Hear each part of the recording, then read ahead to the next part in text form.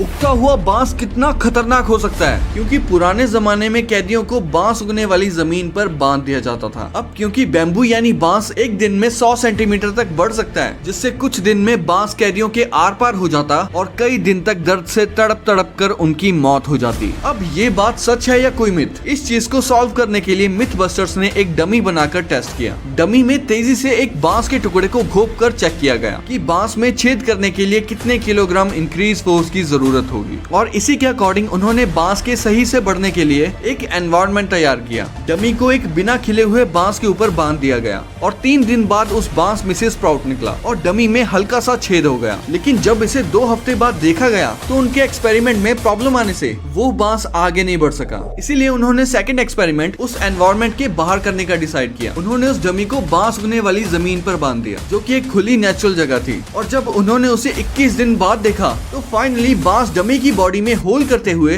3.6 metre की ऊंचाई पर पहुंच गया, जिससे पता चलता है कि पुराने जमाने में बांस से टॉर्चर करना पॉसिबल था।